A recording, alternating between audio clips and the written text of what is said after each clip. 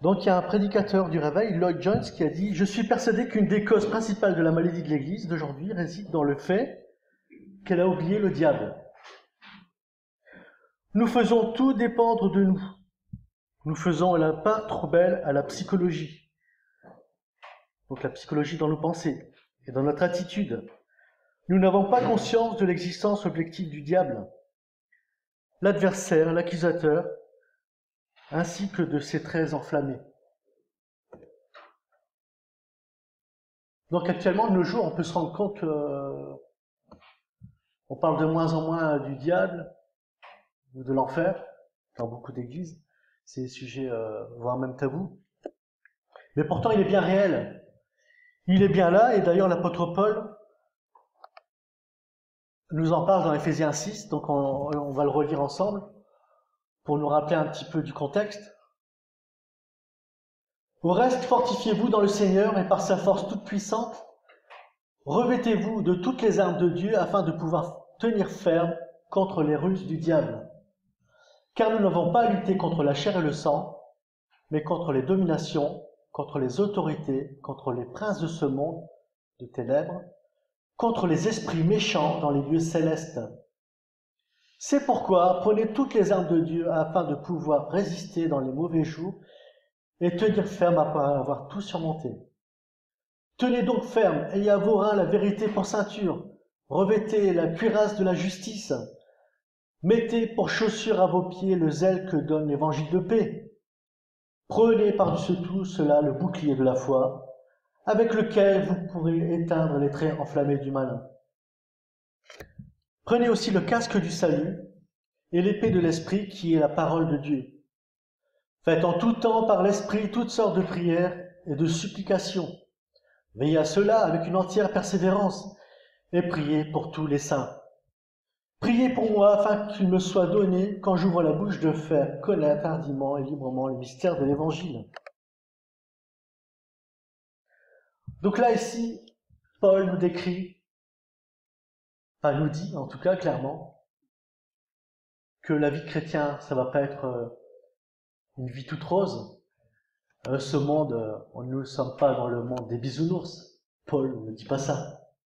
Paul, au contraire, dit que malgré tout, même si Dieu est avec nous, Satan, justement, il essaiera de tout faire par ses moyens, les moyens qu'il a, aussi les pouvoirs qu'il a, de nous retourner en arrière, nous faire tomber en péché, ou bien de nous tenir liés, tenir esclaves, afin de ne pas aussi pouvoir hériter des promesses que Dieu fait à ses enfants.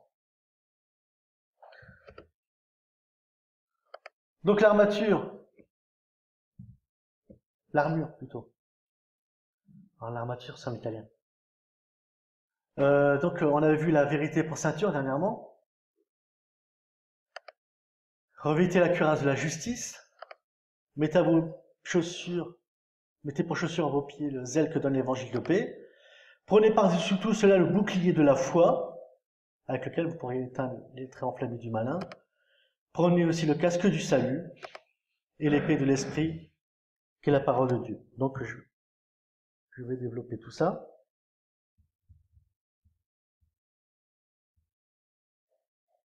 Donc avec quelle force, à quels moyens pouvons-nous lutter contre l'ennemi? Donc au verset 10, au reste, frères, fortifiez-vous dans le Seigneur et dans le pouvoir de sa force. C'est-à-dire que Dieu nous donne la force, les moyens de justement pouvoir lutter contre l'ennemi. Dans toutes ces choses, nous sommes plus que vainqueurs par celui qui nous a aimés. Et je voudrais rappeler ce que, lors de la première partie, j'avais rappelé que nos ennemis sur Terre, bien évidemment, c'est pas des démons que nous pouvons voir, mais c'est des personnes qui, parfois, sont habitées par des démons, des personnes qui sont possédées. Et nous avons vu dans le passé, que pendant des guerres, la Première Guerre mondiale, la Deuxième Guerre, et puis même différentes guerres, qu'il y avait des dictateurs au pouvoir. Et quand nous voyons les atrocités que faisaient ces dictateurs, là, nous voyons que c'était vraiment des personnes qui étaient vraiment possédées.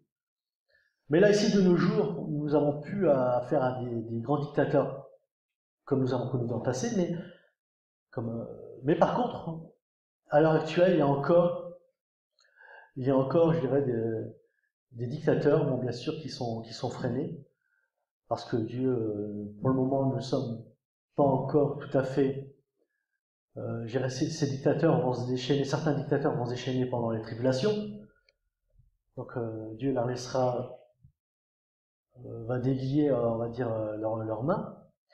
Mais ce qu'il faut rappeler ici, c'est que ici nous voyons l'œuvre de Satan à travers des sectes, à travers des organisations secrètes, et ça je l'avais évoqué dernièrement. Et comme il est écrit, tout ce qui se fait en secret, fatalement, ça ne peut pas faire partie de la volonté de Dieu. Et ça ne peut pas venir de Dieu. Donc il y a des organisations secrètes qui sont à l'œuvre actuellement de nos jours, pour mettre en place la venue de l'Antichrist, qui bien sûr sera révélé pendant la tribulation. Mais tout est mis en œuvre actuellement. Et d'ailleurs, ceux qui connaissent un peu la parole et qui voient un petit peu les actualités, ce qui se passe dans le monde, se rendent bien compte que la Bible parle de plusieurs faux prophètes, donc qui préparent la venue de l'Antichrist. D'accord ? Donc là, déjà, nous, en tant que chrétiens, nous devons savoir que c'est réel, c'est bien réel. Nous ne sommes pas dans un monde de bisounours.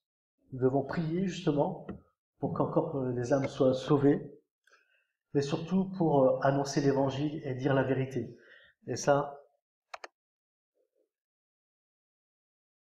je vais la rappeler par la suite. Donc, ça, on l'a déjà lu.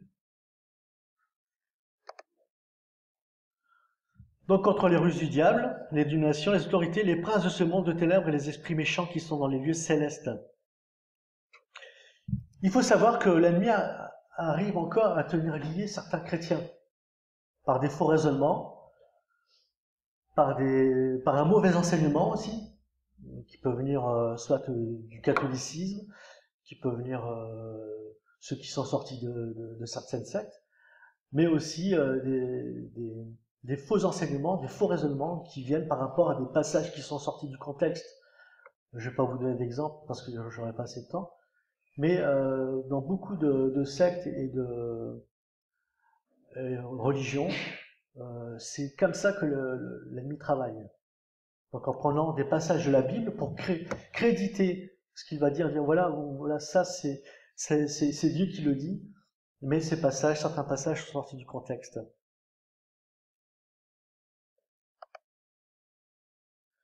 Donc les puissances spirituelles. Le propos de l'apôtre est donc clair. Nous n'avons pas à combattre contre des êtres humains, mais contre des puissances spirituelles. Nos ennemis ne sont pas d'abord des hommes, mais des démons.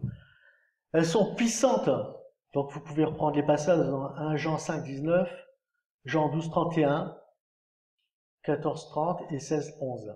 Elles sont mauvaises, donc elles ne vous veulent pas du bien. Elles sont extrêmement rusées. Rusées, ça veut dire qu'elles vont utiliser le mensonge, même en disant quelques vérités, pour vous faire croire et pour vous détourner de la vérité.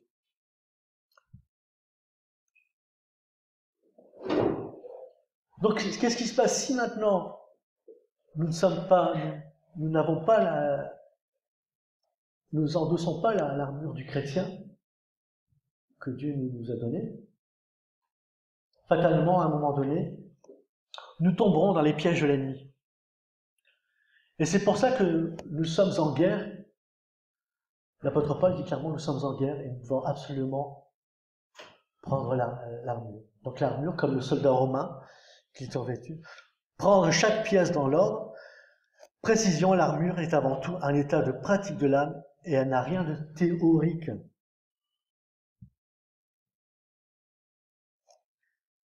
Donc la cuirasse de la justice. Donc la cuirasse est là pour protéger votre cœur. Et être juste ne veut pas dire obéir à une longue liste de règles strictes. Dès que vous avez fait confiance à Christ, vous venez juste aux yeux de Dieu. À partir de ce moment où il voit en Jésus-Christ En fait, si vous voyez d'une autre manière, vous seriez perdu. Donc c'est pas, notre justice ne dépend pas de bonnes œuvres, elle dépend parce qu'un jour nous avons plié le genou, nous avons demandé pardon de notre vie de péché, et parce qu'un jour nous avons dit, voilà Jésus, je veux que tu règnes dans ma vie, je veux que tu sois je veux être ton disciple, je veux faire ta volonté. C'est ça un chrétien. Un chrétien est un disciple de Jésus.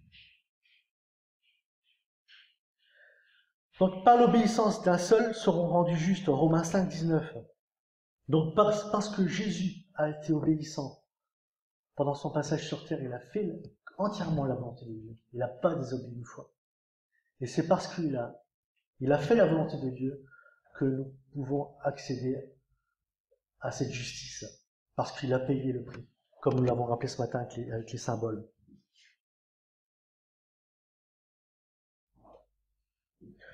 Donc le mot rendu signifie qu'un état permanent de justice vous a été accordé à condition que vous marchiez dans la sanctification.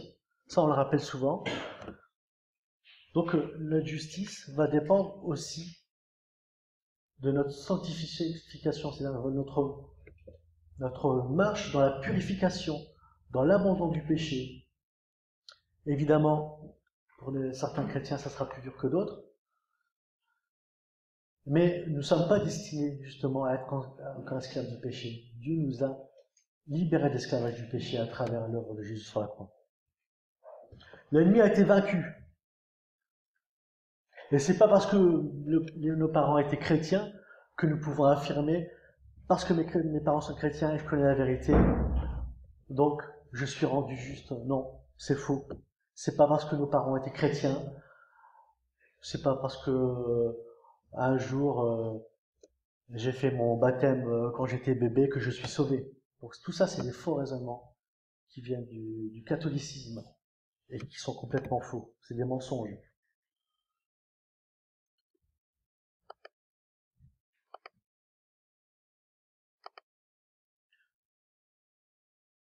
Donc le chrétien est celui qui est juste parce que justifié par Dieu.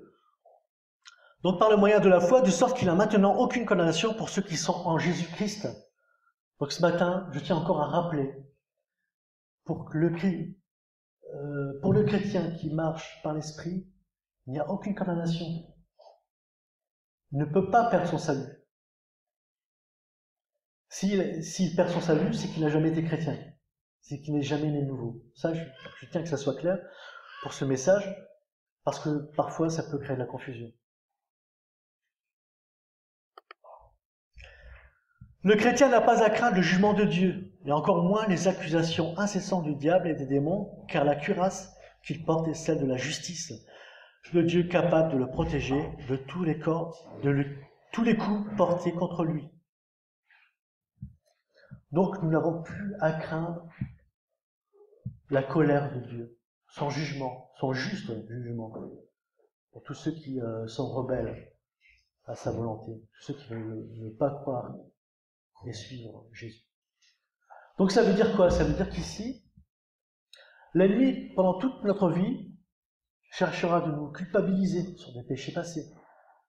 Et il le fera à travers des personnes qui nous rappelleront, avant notre conversion, le mal qu'on aura pu faire, ou les péchés qu'on aura pu commettre. Mais le chrétien, l'enfant de Dieu, est une nouvelle créature. Donc, tous ces péchés sont effacés. Dieu a tout effacé. Les péchés passés, présents et futurs. À condition, bien sûr, que nous les confessons.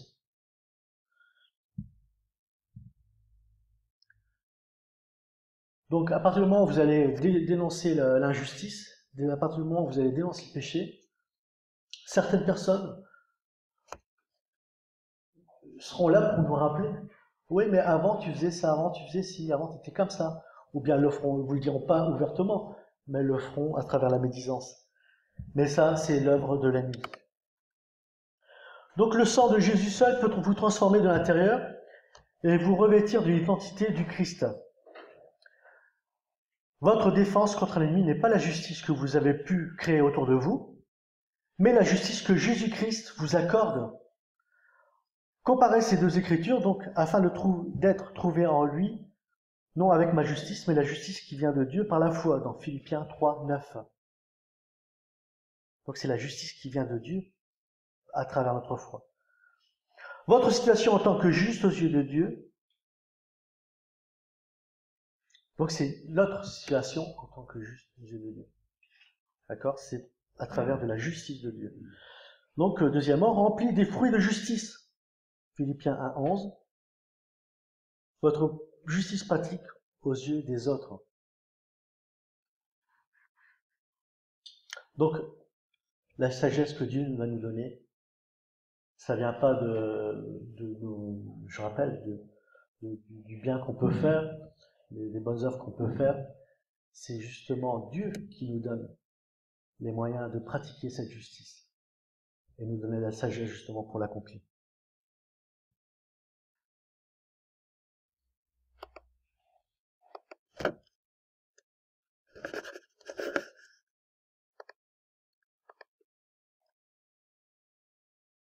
Donc cultiver la justice permet de résister aux tentations du diable.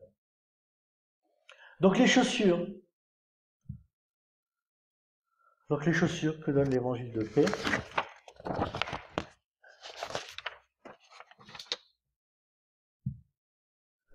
Donc mettez à vos pieds le zèle que donne l'évangile de paix. Le soldat romain portait des sandales appelées des caligas, qui s'attachaient serrés autour des chevilles et portaient des crampons métalliques. Cela leur donnait 3 avantages au cours des batailles. D'abord, une grande stabilité. Donc, ensuite, une assurance de marcher. Et enfin, une sûreté dans l'élan vers l'avant en cas de nécessité. Mais peut-être allez-vous me demander pourquoi est-il nécessaire de mettre à mes pieds le zèle que donne l'évangile de paix?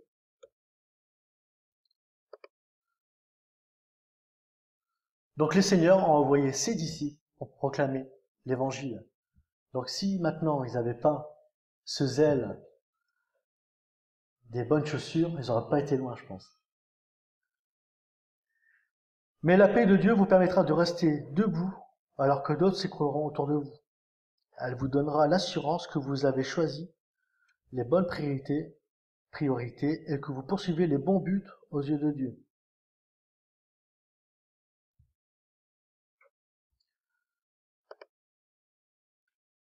Donc les chaussures sont à l'image des bonnes dispositions, donc l'élan, le zèle, l'aptitude que donne l'évangile de paix.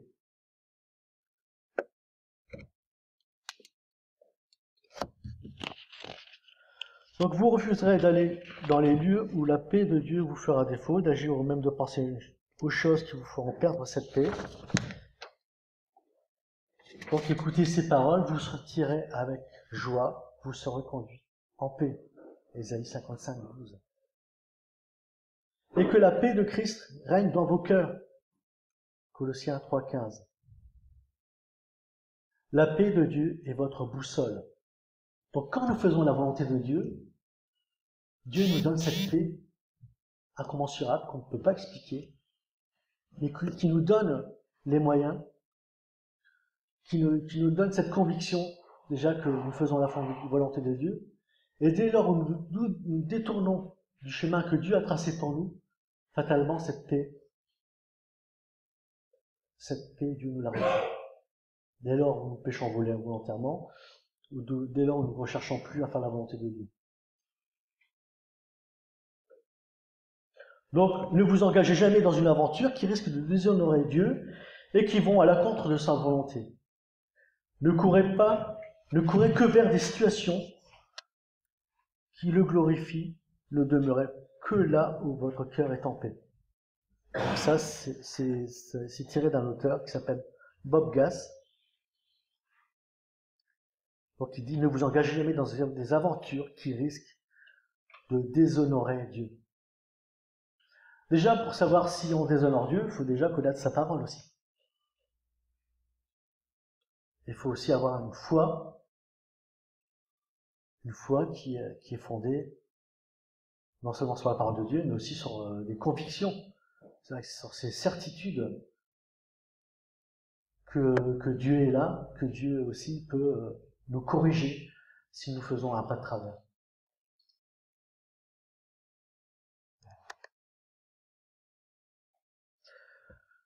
Donc le bouclier de la foi, donc afin d'éteindre les traits enflammés du malin. Le bouclier du soldat romain le protégeait de la tête aux pieds. C'était sa première protection contre les attaques de l'ennemi. Quand Satan vous attaquera, votre foi devra être en place pour lui faire face et le repousser. À l'époque de Paul, les soldats enflammaient leurs flèches afin de brûler ce qu'elles atteindraient. Donc les flèches étaient imbibées d'huile ou de quelque chose pour être enflammées. Comme ça, dès qu'elle atteignait son objectif, ça pouvait mettre le feu aux maisons ou bien ça pouvait tuer plus rapidement l'ennemi.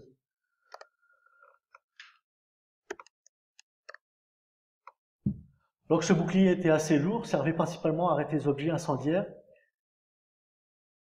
tels que les flèches trempées dans la poix et allumées avant d'être lancées. La foi constitue donc le bouclier, l'arme défensive par excellence du chrétien, avec lequel il est possible d'éteindre ces traits enflammés. Alors les traits enflammés du malin, qu'est-ce que ça peut être? Ça peut être toutes les accusations malveillantes qui brûlent notre conscience par de fausses culpabilités. Ou ce sont encore des pensées incontrôlées de doute ou de désobéissance, de rébellion, de convoitise, de méchanceté ou de crainte. Toutes ces pensées qui nous éloignent de la vérité de Dieu et de la voie de la sagesse. Donc c'est le bouclier. Le bouclier, il tient, donc, il est là pour protéger notre cœur, pour nous éloigner, pour nous défendre contre toute accusation, mais surtout tout état de rébellion qui peut venir de notre nature charnelle, qui est toujours existant, qui est toujours là. Donc, bien sûr, Dieu, par son esprit, nous guidera, mais à partir du moment où nous suivons une mauvaise voie, fatalement, nous pouvons tomber dans les pièges de l'ennemi. Donc évidemment, durant toute la vie du chrétien, toute sa vie sera tenté. Donc à travers ce bouclier, nous pouvons nous dire, la tentation, évidemment, Dieu la permet, mais elle sera jamais au-delà de nos forces. Donc après, c'est à nous de brandir ce bouclier et puis, avec notre foi, nous détourner de la tentation. Je rappelle que la tentation n'est pas un péché. C'est à partir du moment où on mord, où on accepte de tomber dans certaines convoitises, que à ce moment-là, Satan nous tient après. Une fois que nous sommes tombés dans le péché, Satan nous tient liés à travers le péché. Et il y a toujours des conséquences au péché. Ça, je tiens à le rappeler ce matin. Il y a toujours des conséquences dès lors, bien sûr, nous ne voulons pas l'abandonner et le confesser à Dieu. Le casque du salut.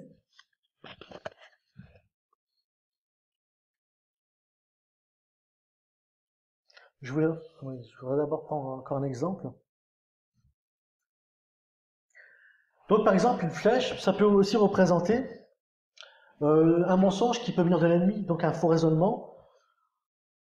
Donc, par exemple, une flèche, tu perds ton temps, tes problèmes sont trop sérieux, tu t'en sortiras pas. Ça, c'est ce genre de mensonge que l'ennemi peut nous faire croire. Donc, vous pouvez l'éteindre en répliquant, en citant la parole.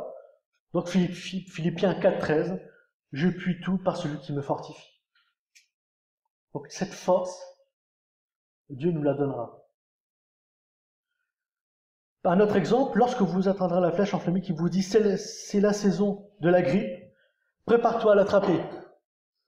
Donc, tous les ans, on y a droit, avec la télévision, avec les médias.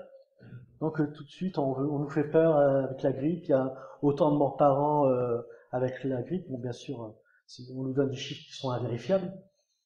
Mais surtout, ce qui est intéressant, c'est cette insistance, faut vous vacciner, faut vous vacciner. Pourtant, Dieu nous dit, le Seigneur éloignera de moi toute maladie. Deutéronome 7,15. Donc ça veut dire quoi? Ça veut dire que si on vous fait peur avec telle ou telle maladie, on n'a pas à avoir peur. Parce que c'est Dieu qui tient notre vie dans sa main. Donc si la maladie ne doit pas nous atteindre, ça veut dire que c'est pas la volonté de Dieu. Si elle doit nous atteindre, c'est la volonté de Dieu, mais elle aura un but bien précis. Quand nous passons par des épreuves, rappelons que Dieu, quand permet des épreuves, c'est pour aussi soit nous remettre sur le droit chemin, mais aussi surtout pour nous rappeler que le paradis sur terre, que nous sommes juste de passage sur terre, et qu'un jour nous devrons laisser ce monde. Le plus important, c'est d'être réconcilié avec Dieu. Donc, à notre exemple, si Satan vous lance une flèche sur vos difficultés financières,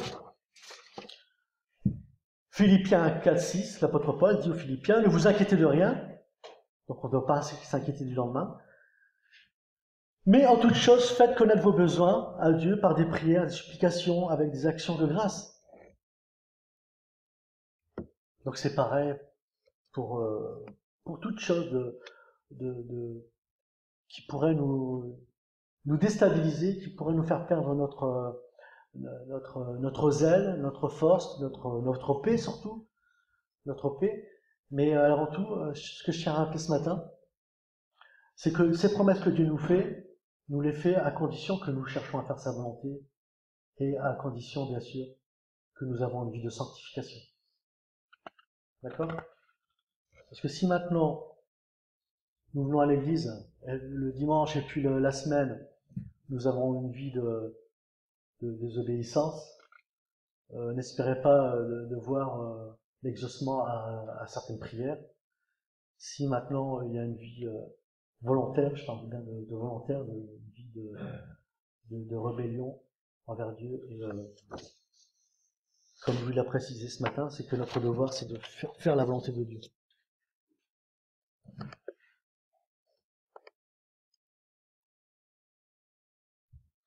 Donc le casque du salut.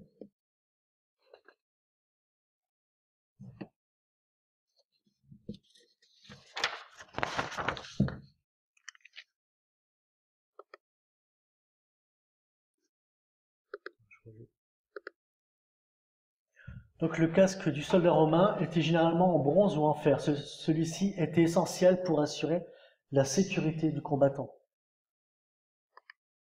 La puissance salvatrice de Dieu, le salut qui nous a acquis en Jésus-Christ et qui nous réserve aussi dans les cieux, constitue notre seule défense efficace contre l'ennemi de nos âmes. Le chrétien peut relever la tête en tout temps parce qu'il porte déjà le casque du salut. Donc le casque du salut, c'est-à-dire l'assurance du salut. C'est pas conditionnel. C'est pas parce que nous allons léguer tout notre héritage à l'Église ou à une œuvre caritative ou à une ONG pour accéder au salut, comme l'a enseigné pendant des siècles l'Église catholique, avec les indulgences. Non, le salut, Dieu nous l'a offert parce que, je le répète, parce qu'un jour nous avons dit, voilà, nous sommes repentis de nos péchés, nous avons cherché à faire la volonté de Dieu, parce que Jésus a payé le prix sur la croix. D'accord ? Jésus a payé le prix, c'est-à-dire qu'il a souffert. Je tiens à le rappeler encore, Jésus a porté nos péchés. Et donc c'est par notre foi que nous pouvons avoir le casque du salut.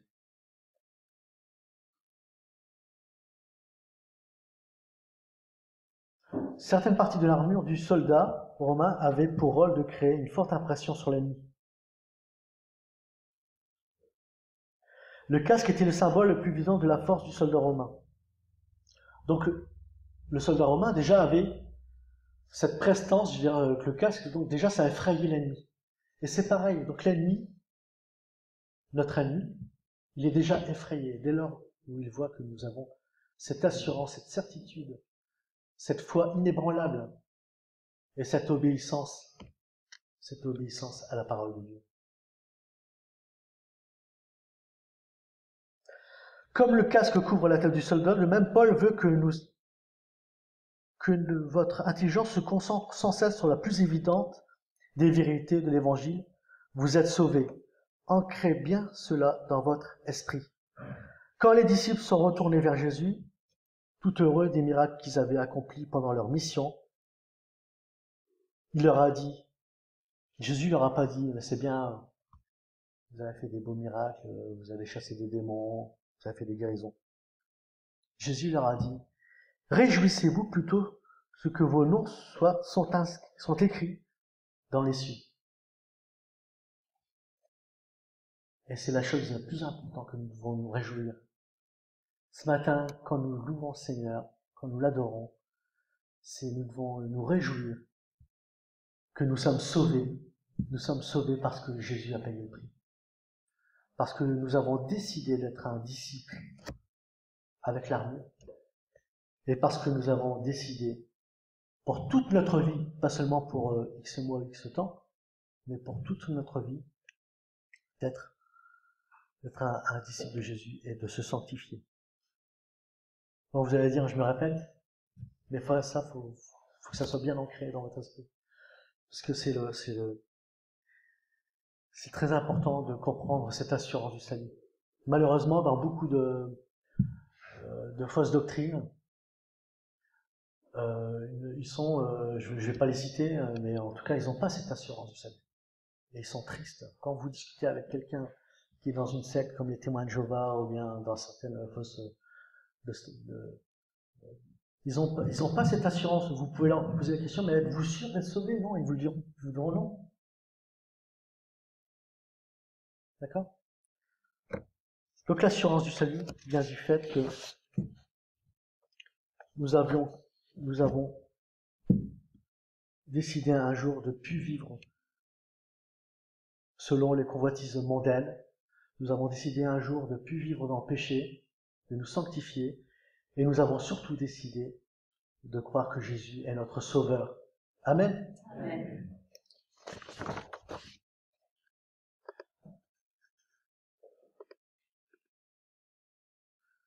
Donc ensuite, l'épée de l'esprit.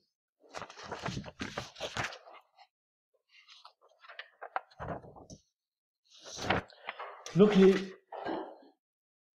l'épée de l'esprit qui est la parole de Dieu. Jusqu'à présent, ce que nous avons vu de l'armure divine n'était qu'un caractère défensif, mais il vous faut maintenant brandir la seule arme offensive de l'armure. C'est-à-dire que nous avons une arme. Bien sûr, c'est pas une épée,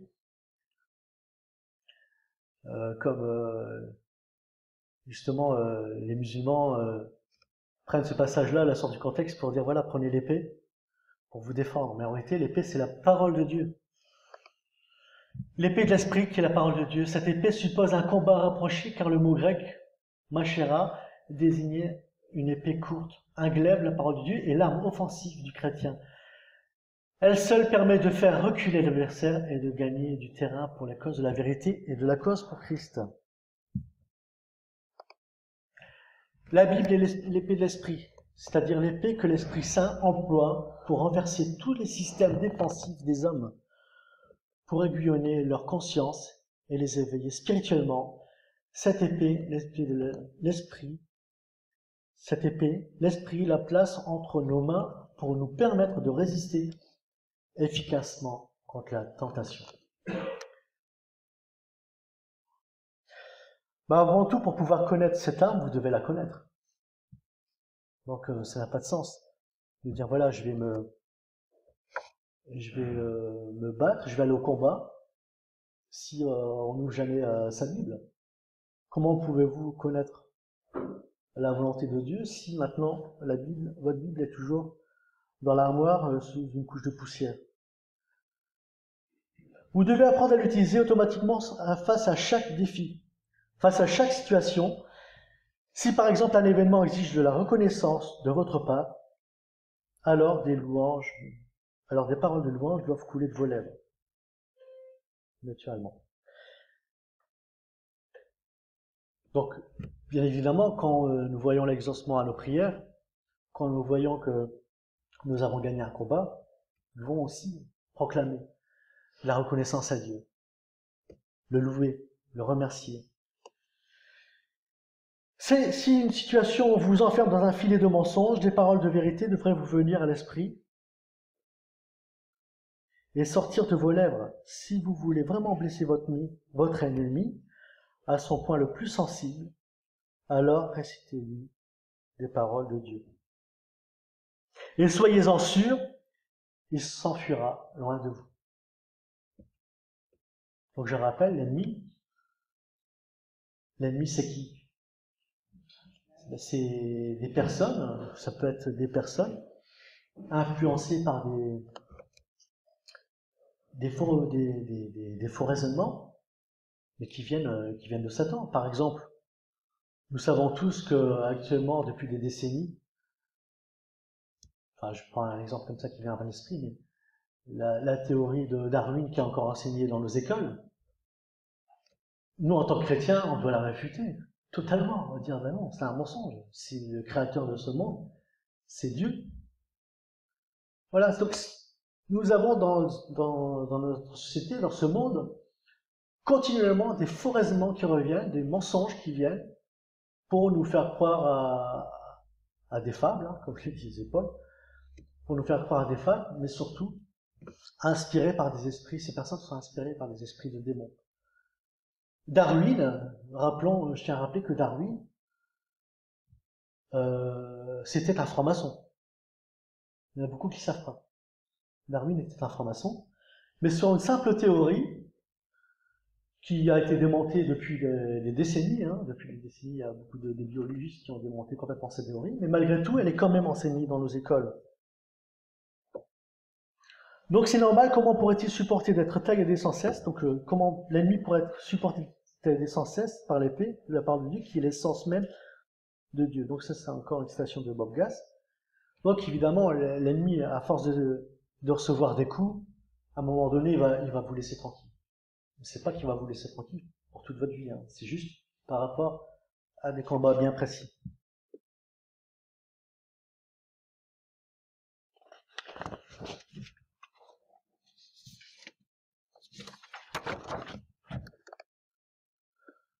Donc dans l'évangélisation, elle constitue la seule force efficace de persuasion en face de l'incrédulité de nos interlocuteurs. Donc quand vous annoncez l'évangile à quelqu'un et qu'il va venir avec ses faux raisonnements, avec ce qu'il a entendu à la télé ou bien ce qu'il a lu dans un livre, on doit citer la parole de Dieu. Et c'est la seule arme que nous avons. C'est pas par nos forces que nous pouvons convaincre quelqu'un, c'est l'Esprit de Dieu qui le fera. Et toutes ces résistances, toutes ces résistances, évidemment, les personnes seront déstabilisées parce que vous allez citer la parole de Dieu. Mais à un moment donné, la personne devra faire un choix. Soit elle devra partir, j'allais dire s'enfuir, mais pareil. Ou soit la personne se remettra en question.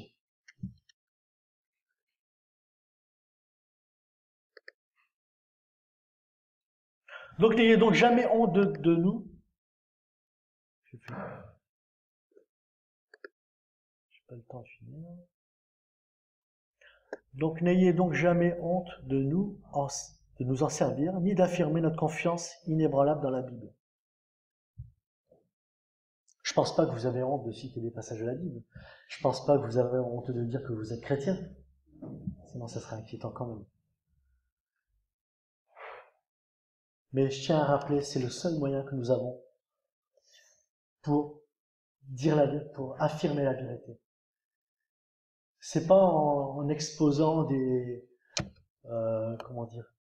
toute une étude des études scientifiques basées sur des recherches ou quoi, non, c'est à travers la parole de Dieu que nous pouvons affirmer. Bien sûr, la science confirme. La science, je tiens à rappeler que la science, l'archéologie aussi, confirme toutes les véracités qui sont dans la Bible.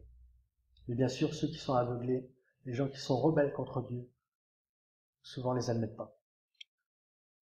Hébreux 4:12, car la parole de Dieu est vivante et opérante, et plus pénétrante qu'aucune épée à deux tranchants, et atteignant jusqu'à la division de l'âme et de l'esprit, des jointures et des moelles. Et elle discerne les pensées et les intentions du cœur. Déjà, Dieu connaît tout. Dieu est omniscient, il sait tout sur notre vie, nous ne pouvons rien lui cacher. Et d'ailleurs, tout sera révélé au jour du jugement, tout ce qui est caché. Mais c'est à travers la parole de Dieu. Et la parole de Dieu va justement, va sonder notre cœur, va nous révéler ce qui ne va pas dans la vie. Et aussi, quand nous allons annoncer l'évangile à quelqu'un, c'est la parole de Dieu qui va révéler l'état de pécheur de la personne et cette nécessité qu'elle a de se repentir et de se tourner vers Jésus pour être sauvée.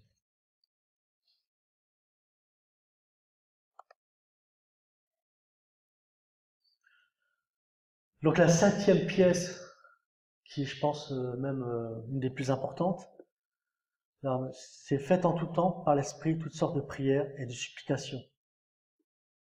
Et veillez à cela avec une entière persévérance. Donc pourquoi? Parce que notre combat, il est spirituel. D'accord? C'est un combat spirituel. Et priez pour tous les saints. Priez pour moi, afin qu'il me soit donné que j'ouvre la bouche, faire connaître hardiment et librement le mystère de l'Évangile. Prier pour tous les saints, ça ne veut pas dire tous les saints qu'il y a dans l'Église catholique. Non, nous sommes rendus saints, nous sommes sanctifiés par l'œuvre de Jésus sur la croix. Donc, quand Paul dit prier pour tous les saints, c'est-à-dire prier pour les uns les autres. Quand nous devons partir en mission, si quelqu'un doit partir en mission, si quelqu'un doit faire de l'évangélisation, si quelqu'un doit faire des distributions, il faut prier pour ces personnes-là. Évidemment, il faut prier aussi pour les malades. Mais c'est très très important de comprendre ces vérités, que c'est par la prière qu'on peut aussi gagner des combats. Et c'est là aussi, c'est à travers les exaucements de prière que nous verrons la présence de Dieu et surtout la gloire de Dieu. Parce que tout ce que Dieu fait, tous les moyens que Dieu nous donne pour faire sa volonté, je tiens à rappeler, c'est uniquement pour sa gloire. C'est pas pour nous mettre en avant. C'est pas pour dire moi je fais ceci, moi je fais cela. Grâce à moi, il y a autant de personnes qui se sont converties. Quand nous servons le Seigneur, quand nous combattons, c'est uniquement pour la gloire de Dieu, pour l'avancement de son royaume. Amen.